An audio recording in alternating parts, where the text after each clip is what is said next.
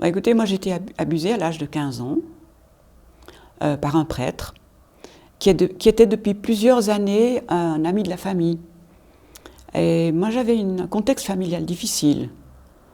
Et il avait compris ça très vite.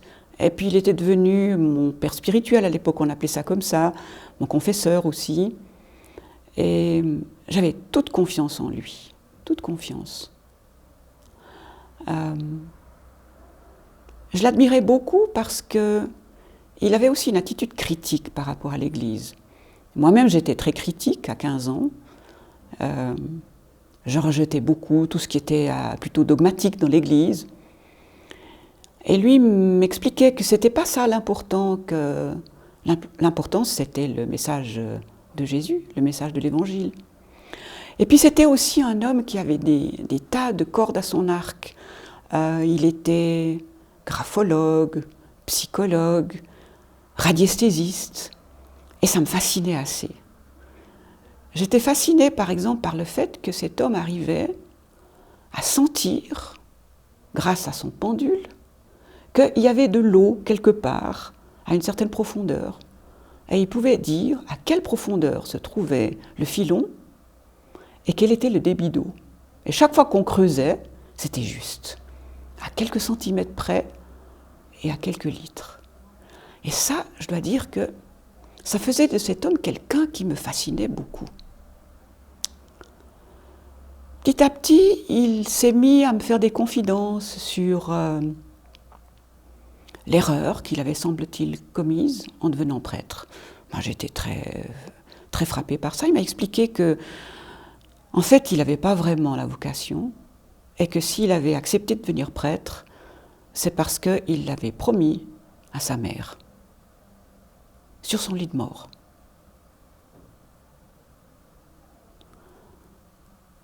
Pour moi, c'était quelque chose de tout à fait inattendu. Et je dois dire que le lien qu'il y avait entre lui et moi s'est encore renforcé. Je pense que c'est la brèche par laquelle il est entré. Et lorsqu'il a abusé de moi d'une manière tout à fait inattendue d'ailleurs, et que j'ai vu un tout autre visage de cet homme, parce qu'à ce moment-là, il a complètement changé. Il est devenu brutal, il est devenu, humiliant, et ça a été pour moi une expérience extrêmement traumatique aussi à cause de ça.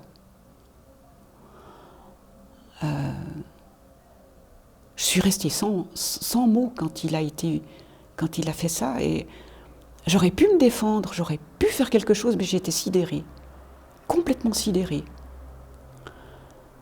Et ça a été une expérience tellement violente, ça s'est fait chez moi, dans ma chambre, sur mon lit. Je n'ai plus jamais pu dormir dans ce lit. Depuis ce jour-là, j'ai dormi par terre dans ma chambre. Et peu de temps après, j'ai demandé à pouvoir quitter la maison. J'ai demandé à être interne dans le collège où j'étudiais. Ça a pu se faire. Et je n'ai pratiquement plus mis les pieds dans cette chambre. Alors vous me direz peut-être, mais pourquoi vous n'en avez pas parlé à votre mère, à votre père? Mais non, mais c'était exclu. Tellement j'avais honte que ça ait pu se passer. Que je ne me sois pas défendue, que je me sois laissée faire. J'avais le sentiment d'être une ordure. Une ordure. Moins que rien. Ça m'avait blessée d'une manière tellement forte qu'il fallait surtout l'oublier le plus vite possible. Passer à autre chose. Et je me suis beaucoup engagée par la suite. J'ai fait beaucoup de sport. Ensuite, j'étais à l'Uni, j'ai fait de la politique universitaire.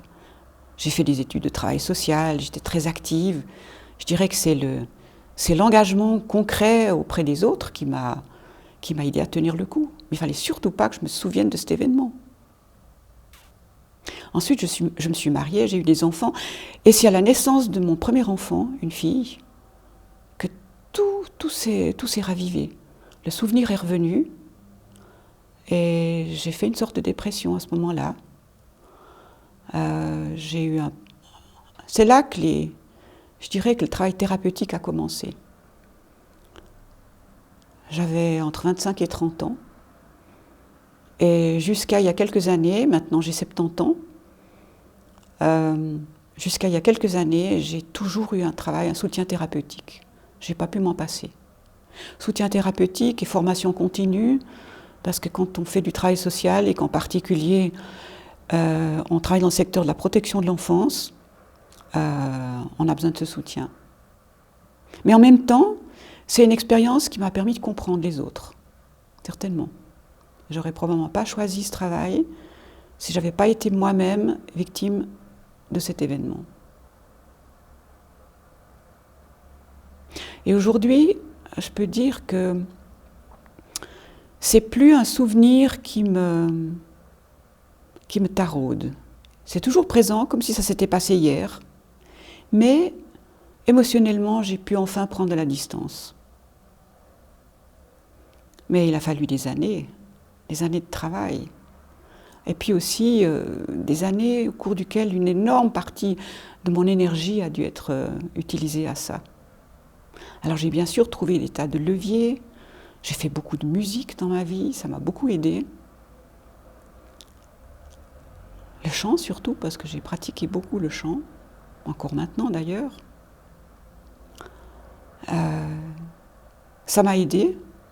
Mais souvent je me dis, mais s'il n'y avait pas eu tout ça, s'il n'y avait pas eu cet événement, qu'est-ce que j'aurais pu faire encore de plus? Mais j'ai un peu de nostalgie là, c'est vrai.